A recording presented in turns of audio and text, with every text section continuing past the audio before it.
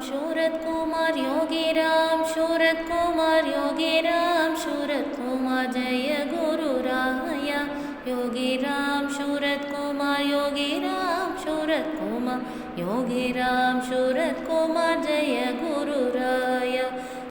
அன்பார்ந்த பெரியோர்களே, தாய்மார்களே, சகோதர சகோதரியர்களே, இன்று புத்தடியார்களாக வந்திருக்கின்ற மேலச்சூரங்குடியை சார்ந்த பக்தர்களே, எல்லோருக்கும் அன்பு வணக்கங்கள்.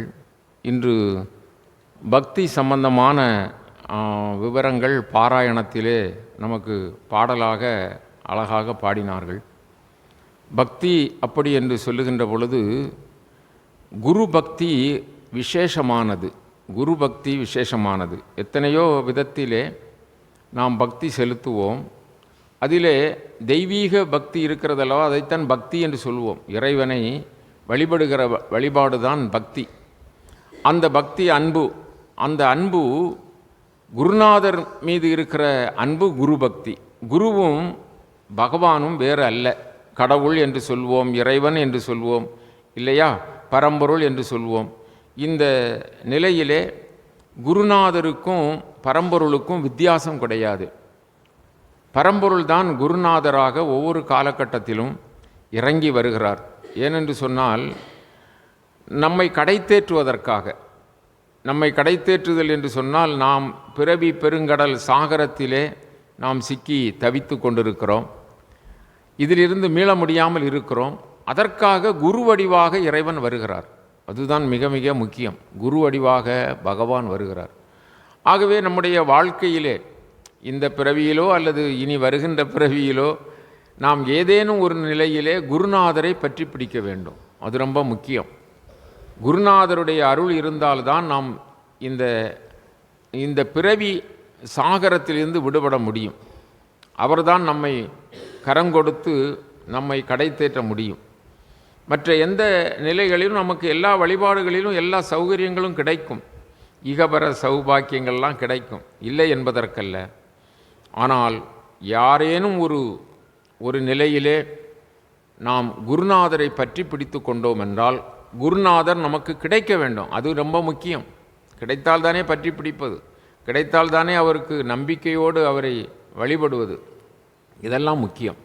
அதற்கு சாஸ்திரம் என்ன சொல்லுகிறது என்றால், பல பிறவிகளில் செய்த புண்ணியத்தின் காரணமாகத்தான் குருநாதர் வாய்ப்பார் அப்படின்னு சொல்கிறார்கள்.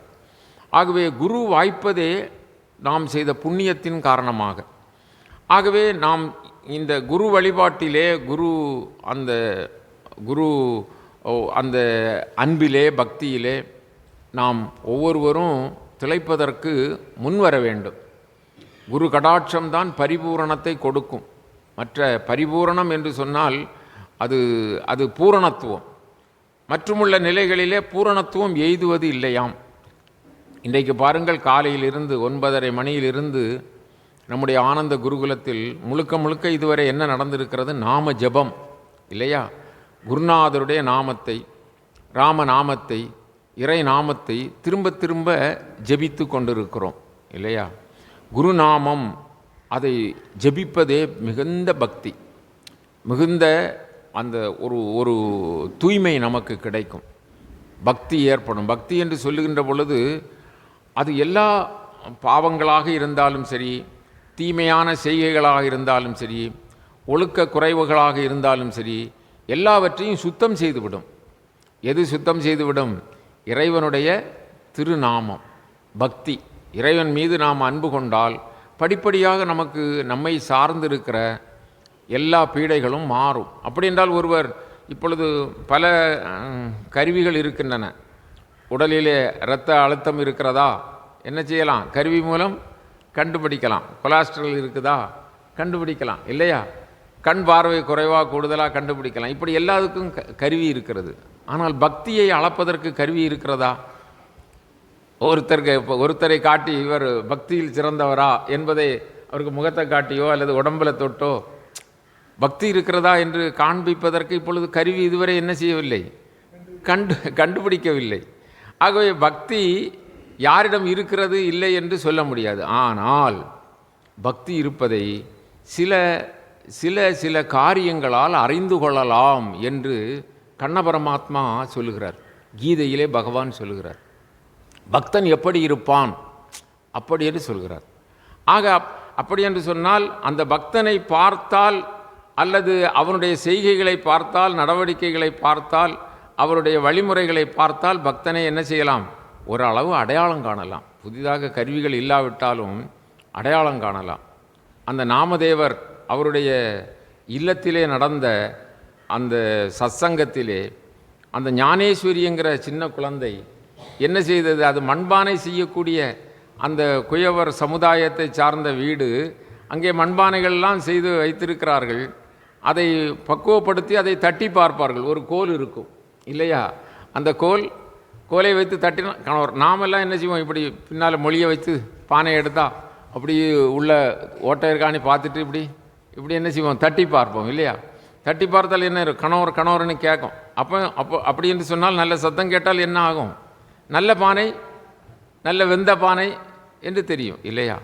அந்த ஞானேஸ்வரி குழந்தை, சின்ன குழந்தை, அது சத்சங்கம் நடைபெற்று கொண்டு இருக்கிறது. அந்த அமைதியான சூழல்லே அது தட்டி பார்க்கக்கூடிய கோலை வைத்து ஒவ்வொருவருடைய தலையிலும் போய் தட்டுகிறது. இப்படி ஒவ்வொரு பக்தர்கள், பெரிய பெரிய பக்தர்கள், பெரிய பெரிய அடியார்கள், இங்கே சத்சங்கத்தில் இப்போ இருக்கிறோம் இல்லையா, இதை மாதிரி இருக்கக்கூடிய அடியார்கள் எல்லாருக்கும் தலையிலும் தட்டிக்கிட்டு ஒரு தட்டிக்கிட்டு வெந்த பானை அப்படி சொல்லிகிட்டே போச்சுது எல்லாருக்கும்.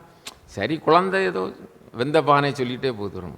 ஒருத்தருக்கு மேலே அப்படி தலையில் தட்டிக்கிட்டு இது வேகாத பானை அப்படி சொல்லிவிட்டு என்ன. அப்போ கருவி அப்பவுமே கண்டுபிடிச்சிருக்கிறாங்க. நம்ம கருவி இல்லைன்னு சொல்கிறது சரியில்லை என்ன. அப்போது அப்படி வேகாத பானைன்னு சொன்னோன்னே அவருக்கு உடனே கண்ணீர் அப்படி தாரதாரே அப்படி, ஐயோ இவ்வளவு பேர் இருக்கக்கூடிய பக்த ஜனங்கள் இருக்கக்கூடிய கூட்டத்தில், அடியார்கள் இருக்கக்கூடிய கூட்டத்தில் எல்லாவரையும் வெந்த பானைன்னு சொல்லிட்டு நம்ம மட்டும் வேகாத பானைன்னு சொல்லிட்டு அவருக்கு வருத்தம் தாங்க முடியல. அவருக்கு உடம்பெல்லாம் அப்படி வேர்க்குறது, கண்ணீர் சிந்துகிறாரு. என்ன செய்யுது? நேராக எங்கே போனார்? சத்சங்கம் முடிஞ்சோடனே ஓட்டமும் நடையுமா நேராக கண்ண பரமாத்மாட்ட போனார். அவர் கண்ணனோட பேசக்கூடியவர், கண்ணனோட நல்லா கவனிக்கணும். கண்ணனோட பேசக்கூடியவர்னா எப்படி? அவர் எவ்வளோ பெரிய பக்தர் இல்லையா? அவர் நினச்சா கூப்பிட்டா கண்ணன் என்ன விஷயம்னு கேட்பார். அது மாதிரி பக்தியில் மேலானவர். தினமும் பூஜை செய்வார், தினமும் நிவேத்தியம் பண்ணுவார் சுவாமிக்கு, எல்லாம் செய்யக்கூடியவர். அப்படிப்பட்ட அந்த பக்தர் கண்ணன்ட்ட போய் காலை பிடிச்சிட்டு கெஞ்சி கேட்டு, நான் என்ன குற்றம் செய்தேன், எனக்கு என்ன தவறு இருக்குது, எல்லா பேரும் வெந்த பானை ஆச்சு, நான் வேகாத பானை ஆகி போனேனே, எனக்கு என்ன குறை? எல்லாரும் உடனே சிரிச்சிடையும் செய்தாங்க. அப்படி ஒரு அவமதிப்பாகி போச்சு. என்னில் என்ன குறை பகவானே என்று சொல்லி நான் ரொம்ப சுருக்கமாக அழுது புரண்டு அரட்டி பகவான்கிட்ட அந்த அளவு அவருக்கு உரிமை கேட்டார். அப்போ பகவான் சொன்னார், அப்பா உனக்கு வேறு குறை ஒன்றும் இல்லை, உன் பக்தி மெச்சத்தக்கது தான். ஆனால் நீ பரிபூரணம் அடையாமல் இருக்க காரணம் என்ன? உன்னை அந்த ஞானேஸ்வரி குழந்தை வேகாத பானை என்று சொல்ல காரணம் என்ன தெரியுமா? உனக்கு குருநாதர் இல்லை. பாருங்க, அப்படி என்று சொல்லி சொன்னார். அதனால் குருநாதர் அப்படிங்கிறது ரொம்ப விசேஷம். அதனுடைய கதை தொடர்ச்சி இன்னும் போகுது, இன்னும் சந்தர்ப்பத்திலே சொல்லலாம். ஆனால் அப்படி நாம் பூரணம் அடைய வேண்டுமென்றால் குருவினுடைய திருவடியை பற்றி கொள்ள வேண்டும். குருவினுடைய அந்த அந்த அந்த நம்பிக்கை, குரு மீது உள்ள நாம் எப்பொழுதென்றாலும் தேர்ந்தெடுத்து கொள்ளலாம் குருநாதரை. அவராக நம்மை கைப்பிடிப்பார் நிச்சயம்தான். ஆனால் நமக்கு அந்த என்ன வேண்டும்? அந்த உணர்வு வேண்டும். குருவும் வேண்டாம், ஒன்றும் வேண்டாம். அவர்களெல்லாம் சாதாரண மனிதர்கள் தானே, நம்மை போல் தானே வாழ்ந்திருக்கிறார்கள். அவரை போய் குரு என்று கும்பிட்டு அவரிடம் என்ன நாம் முறையிட்டு என்ன நமக்கு தரப்போகிறார், அப்படி எண்ணம் நமக்கு வந்துடும். அது பூர்வ பாவத்தினால் அப்படி எண்ணம் வரும். புண்ணியம் வந்தால் அந்த எண்ணம் மாறிப்போகும். என்ன, எல்லோரும் இறைவனுடைய அம்சம். எல்லா பேரும் இங்கே இருக்கிறவங்க, வெளியே இருக்கிறவங்க எல்லாம் மரம் செடி கொடி எல்லாம் யார் தான்? பகவான் தான். நமக்கு அந்த நல்ல எண்ணங்கள் வருவதற்கு குருவினுடைய அருள் வேண்டும். அந்த குருவை பிடித்து கொண்டோம் என்றால் கரையேற்றுவார். இந்த நாம ஜபம் சொன்னோம், பக்தி சொன்னோம். பக்திக்கு எடுத்துக்காட்டு என்ன என்று சொன்னால் ஒரே நிமிடத்தில் சொல்லுவோம். தீபத்தை ஏற்றினால் ஒளி, அந்த ஒளியை ஏற்றிய உடனே இருள் போய்விடுகிறதல்லவா? அது மாதிரி யாரை பக்தன் என்று கண்டுபிடித்து கொள்ளலாம் என்றால், யார் உள்ளத்திலே உண்மையான பக்தி வருகிறதோ அப்பொழுது மற்ற பீடைகள் அவனை விட்டு ஓடிப்போகும். மற்ற பீடைகள் எது? காம, குரோத, லோப, மோக, மதம், ஆச்சரியம், ஈச்சுரம், டம்பம், தர்ப்பம் என்று சொல்லுகின்ற அசூயைகள் நம்மை சூழ்ந்திருக்கிறதல்லவா? அசுரர்கள் நம்மை பிடித்து கொண்டு இருக்கிறார்கள் அல்லவா? ஆணவம், கண்மம், மயக்கம் எல்லாம் இருக்கிறதல்லவா? இப்படிப்பட்ட அத்தனையும் என்ன செய்யும்? ஒரு மரத்தின் கீழிருந்து கையை தட்டினால் மரத்தில் இருக்கிற பறவைகள் பறந்து போவது போல, பக்தி உண்மையிலே நம்முடைய உள்ளத்தில் லயித்து விட்டால், நாம் உண்மையான பக்தன் ஆகிவிட்டால், நம்மிடம் என்ன இருக்காது? கோப தாபம் இருக்காது, மதம் ஆச்சரியம் இருக்காது. இதை மாதிரி சாஸ்திரங்கள் சொல்லக்கூடிய நிறைய அசுரர்கள் நம்மோடு இருக்கிறார்கள். இவர்களெல்லாம் என்ன செய்வார்கள்? இனி இந்த உடலில் அல்லது இந்த ஆன்மாவில் அல்லது இந்த உயிரில் நாம் ஒட்டி கொண்டு இருக்க முடியாது என்று அவர்களெல்லாம் பறந்து ஓடி விடுவார்கள். அவர்கள் பறந்து ஓடிவிட்டால் நாம் சத்துவ குணத்திலே சாத்வீகமாக, அமைதியாக, ஆனந்தமாக ஆகிவிடுவோம் அல்லவா? அவர்களுடைய தொந்தரவு இருக்கிற வரை தான் நமக்கு அந்த ஆனந்தம் கிடைக்காது. அவர்களெல்லாம் போய்விட்டார்கள் என்றால் நாம் இயல்பாகவே இருக்கின்ற ஆன்மஸ்வரூபமாக ஆகிவிடுவோம். ஆனந்தமே நம் வடிவாக ஆகிவிடுவோம். எந்த விதமான தீவினைகளிலும் நாம் ஈடுபட மாட்டோம். அப்படி என்கிற போது நம்மை கண்டுகொள்வார்களா இல்லையா? கண்டுகொள்வார்கள். நிச்சயமாக பக்தன் யார் என்று கண்டுகொள். மொத்தத்திலே இன்னொரு இலக்கணம் சொல்லுவார்கள், பக்தனுக்கு பயம் இருக்காது. என்ன? பக்தனுக்கு பயம் இருக்காது. யாருக்கெல்லாம் பயம் இருக்குதோ அவர்களெல்லாம் பக்தன் அல்ல. நம்ம எல்லாம் ஒரு நாளைக்கு 100 நேரம் பயப்படுறோம், 1000 நேரம் பயப்படுறோம், நம்மில் பலர் என்று வைத்துக்கொள்வோம். என்ன? அப்படி இருந்தால் பக்தி இல்லை என்று அர்த்தம். அது ஒரு இலக்கணம். இது சாஸ்திரம்தான் எல்லாம் சொல்லுகிறது.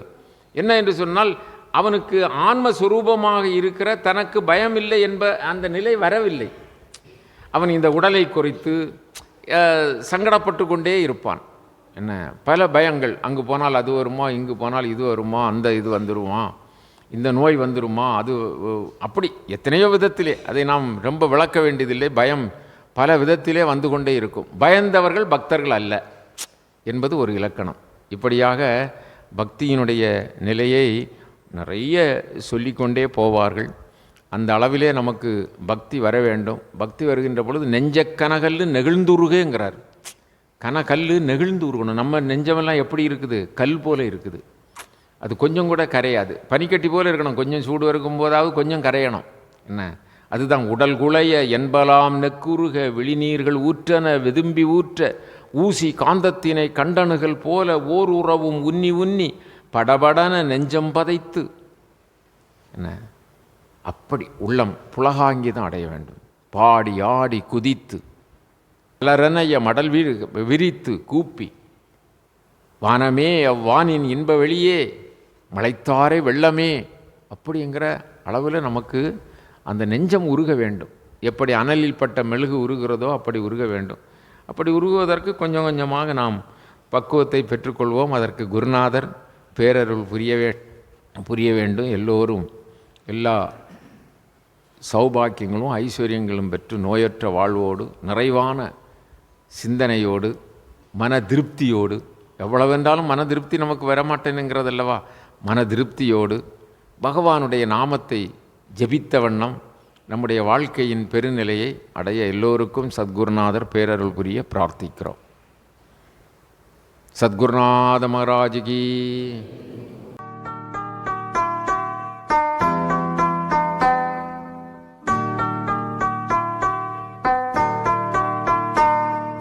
योगी राम सूरत कुमार जय गुरु